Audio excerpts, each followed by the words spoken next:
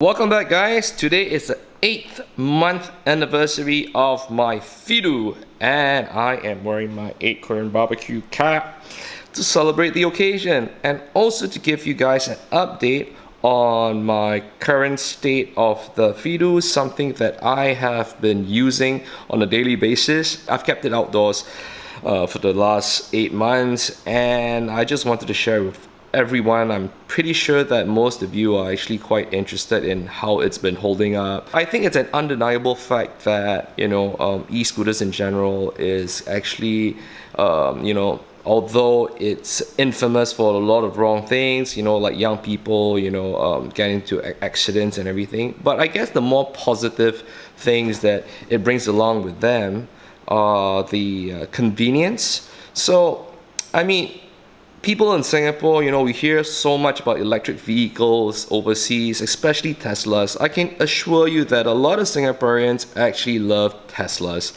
I personally, I would love to own a Tesla. But strangely, and I haven't quite figured out why yet, the Teslas are actually very expensive in Singapore. Despite a huge reduction in your carbon footprint, Teslas are expensive, and we don't have any significant rebates from the government to actually consider owning a vehicle like a Tesla.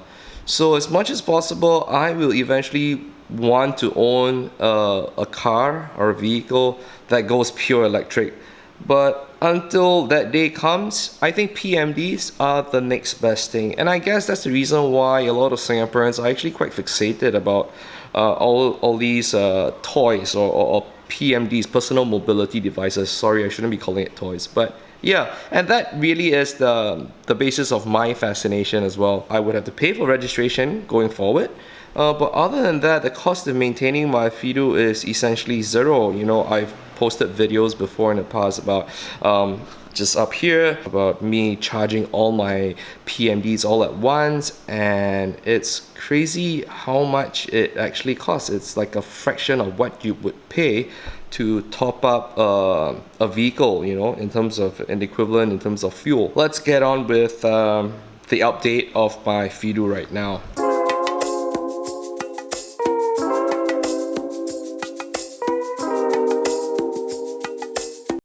Alright, so as you can tell, the overall condition of my FIIDO is still actually very, very good. I haven't washed it, not even once, and this is the condition of my FIIDO over a period of 8 months. As you can tell, that it probably requires a little bit of wipe down. The middle part is actually, it's got lots of dirt all over, but overall I think it's still in fabulous condition. It's outdoors, but at least I don't leave it under the rain, so I guess that's the main thing. No rusty parts. You can see that all the joints and everything are still holding up very, very well. The only parts that are rusted are actually the axle bolts over here, but that's not a very big consideration. I've only had to swap out the rear tire. I changed to a thicker inner tube on the rear. That's where punctures happen most of the time because of the weight bias. There's only one rear motor in the back. So let's go for a ride.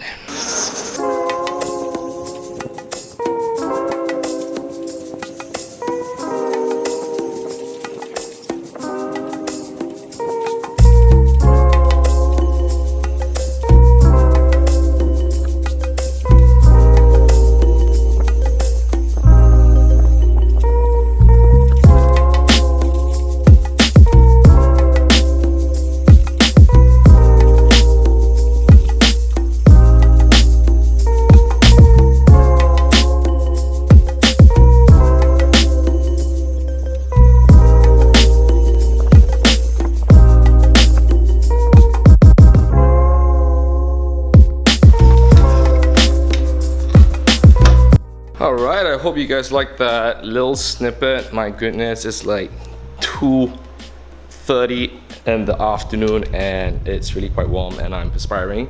So anyway, just wanted to share with everyone that the state of my FIIDO is still fabulous, and if you guys ever want to consider the FIIDO, maybe if you want to consider the UL2272 certified FIIDOs, it's going to be retailing for a couple of hundred more, because you actually need to pay for the manufacturer actually needs to pay for the certification, which is actually quite costly. I don't think it's going to go away.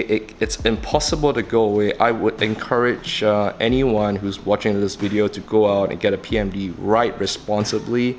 And I think that if you're my age, at 42 years old, you'll be somewhat responsible, right? I mean, I'm assuming that you probably have a family to look after, or rather if you're single, you might have someone else to look after, your parents or whatever. And I think the government in Singapore works in a very specific manner.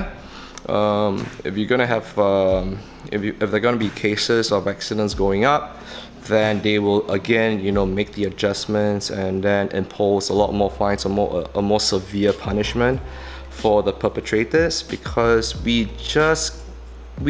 this is a fine line that we're all walking right now. We've got a huge influx of PMDs coming into the market, which are going to be UL2272 certified. I don't think we can stop that. I don't think we can prevent that.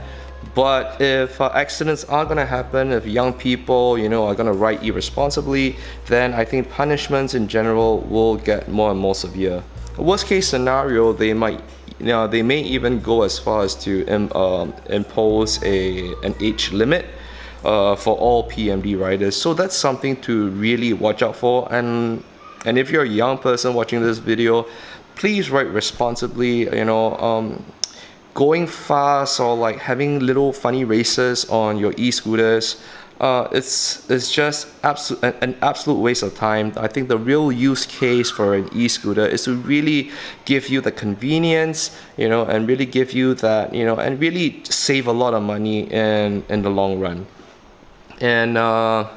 And there is really no excuse for anyone to just keep modifying. You can modify your e-scooter, for the extra range, for the little bit more power. I don't discourage it. But what I do discourage, are people, riding very recklessly, knocking the people. So please, if you're watching this video, if you're my subscriber, please spread the good word and tell everyone, remind everyone, to just ride responsibly. Especially if you're a young guy, hang out in groups, just remind one another to ride safely and not endanger anyone on the shared pathways. It's just so irresponsible. I know I sound like a broken recorder. I've said it so many times with all the videos I've uploaded before in the past. I think it's just critical that we all play a part to make sure that we are able to transition, from not so many PMDs to a lot of PMDs, because like I said, the flood of PMDs coming into the market, because its real use case is convenience.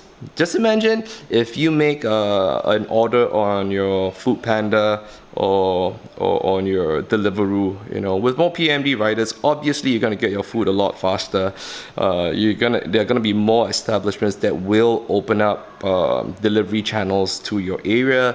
And PMD riders actually do facilitate to a great deal, all these conveniences for both the business as well as the end user. So let's just not screw that up, for the rest of the people who are really benefiting from the influx of personal mobility devices into our society. And with that said, I hope you guys enjoyed the video. Always remember to subscribe. This will be my second upload for the day, and look forward to more videos. And if you like it, give me a thumbs up. Don't forget to subscribe, and see you soon. Bye.